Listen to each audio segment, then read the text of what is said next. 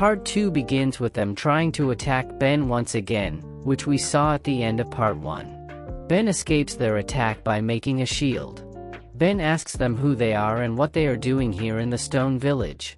One of the men, named Potato, tells Ben they also came here to capture the lion beast.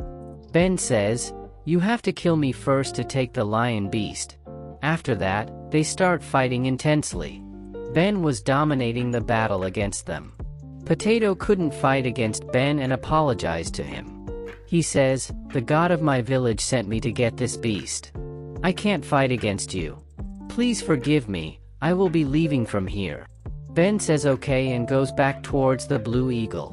Getting a chance, Potato starts shooting arrows at Ben from behind. Ben somehow escapes the arrows, but Potato starts targeting the Blue Eagle. Later, Ben saves the Blue Eagle by making a shield around it. Potato couldn't defeat Ben, so he throws huge arrows using his special technique. It was difficult for Ben to escape from the huge arrows, but somehow he managed. A fight starts again between them, and the Blue Eagle also gets injured. Ben becomes furious seeing his Blue Eagle injured. He ends Potato's life using his special technique. The elders of Ben's village sense there must be a problem from that location and rush towards the location to save Ben. But Ben already ended Potato's life with his special technique. As Potato dies, his protecting spirit, named Morbius, arrives there. The spirit was furious because of Potato's death. Their leader asks Ben to leave. But Ben ignores their order and stays with him. Some villagers protect the eagle, while others try attacking Morbius. Morbius has godlike power, so it was more powerful than the villagers, and the people couldn't end it. Morbius uses its power to attack the villagers. But Ben saves them by making a shield. Everyone is amazed that a small kid like Ben is stopping God Spirit's powers. The God Spirit is also shocked by Ben's powers. But it knows Ben can't escape from it for too long at any cost. Then Ben calls the stone village's god. Then the spirit of the stone village arrives there and ends Morbius. Later, the villagers thank their god tree spirit for saving them from Morbius. The spirit advises them to live their life carefully, saying, "There will be a huge problem." Max asks, "Can you tell me what the problem will be?" The tree god spirit replies, "I can't tell you about this now." Ben is worried, seeing him. God spirit says, "Potato was an evil human. That's why ending him isn't a sin." Ben says, "I am not sad for ending his life, but sad because his parents will be sad when they discover Potato is dead because I killed him. And I don't even know about my parents. Can you tell me who they are? When will they come to meet me?" The spirit becomes silent upon hearing this and doesn't say anything to him. Ben becomes worried, saying, "None answers my question." Max tells Ben, "Your parents will definitely come. But right now, you have to pay attention to your training and become much stronger." We also get to know that these beasts used to rule the world, but some time later people started consuming the beast's energy to become powerful and able to defend themselves from wild beasts. After this, the story skips to some years later. At present, Max says to Ben, "Today is the first day of your cultivation. First, you have to make your body pure. After that, you will have to consume the lion beast's energy. This isn't as simple as you think, it can also take your life. Are you ready for all this?" Ben claims, "I will go to any length to meet my parents." Then he jumps into the purification pool. Next, Ben is shown purifying himself in the medical furnace. Later, Max, Stone Village people, and Windy are shown too, who have grown compared to before. Max tells everyone that if Ben continues this process and consumes the lion beast's energy, he will be able to reach the secret treasure and we can learn many things about it. Later, a bird beast and a huge monkey beast are shown. They are attacking each other to get the mountain treasure. A massive stone appears from the ground. This is the mountain treasure they were battling for. They start attacking each other. Meanwhile, the volcano gets activated, and there is fire everywhere. One of the beasts starts causing more destruction so that everything will be finished, ensuring no one will know about the mountain treasure. the lava increases and begins to reach other villages. The god spirit activates a teleportation system and asks everyone to come inside. Max discovers this and tells everyone to leave but stays behind to protect Ben. Ben is in the purification process, and they can't disturb him. Max, with Windy, protects Ben. Ben gives his best and consumes the lion beast's energy. As he does, the lava spreads, and huge stones start to fall around him. While leaving from there, he sees their village's medical furnace there, but Max asks him to leave it.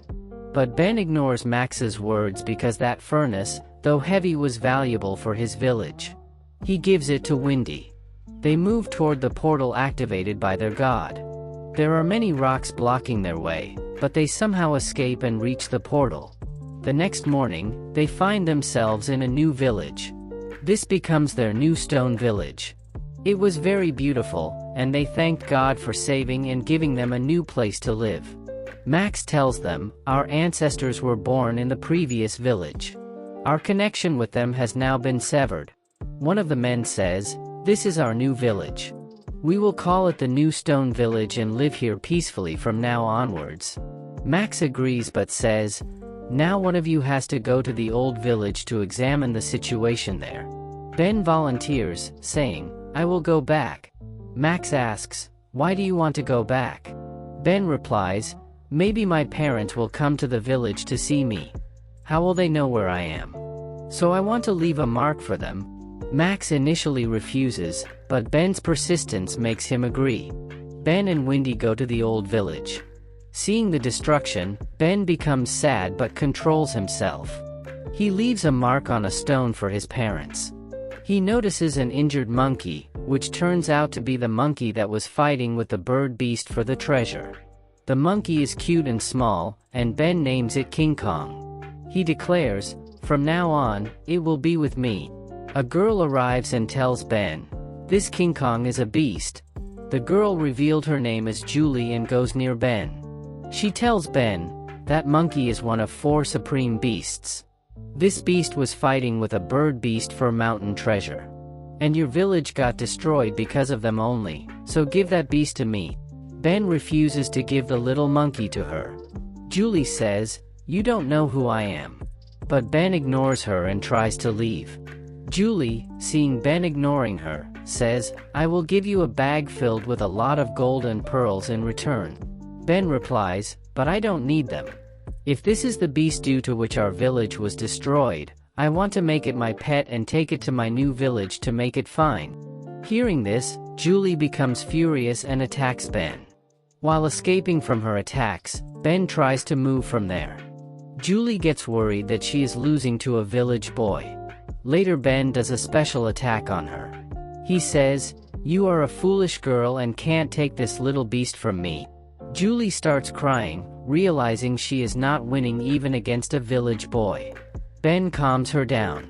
Meanwhile, a royal guard arrives and tells Julie that her father is calling her. Julie says, "Can't my father leave me alone?" The warrior tells her that your father adores you a lot, and then Julie departs, saying goodbye to Ben. Ben returns to his village while taking King Kong. He shows it to their tree god, and the tree spirit uses its power to heal it and says, "Take much care of it.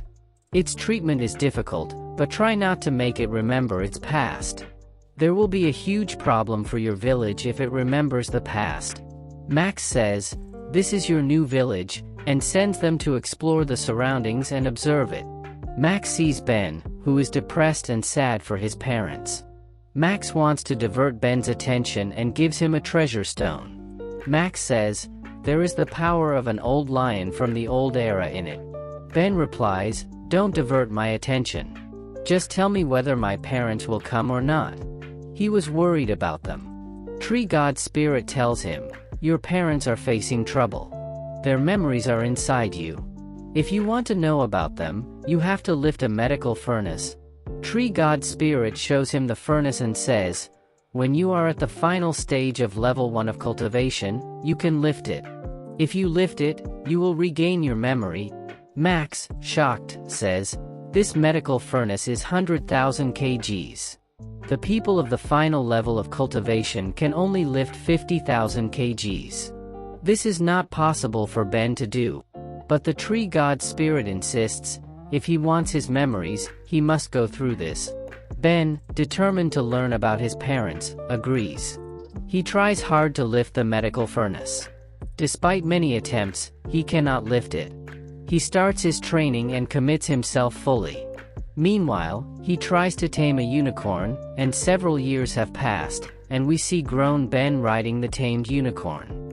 The unicorn, which Ben wants as his pet, becomes his pet now. That's it for part 2. Please do subscribe, like and comment #part 3 soon for more amazing parts in future. Thanks for watching.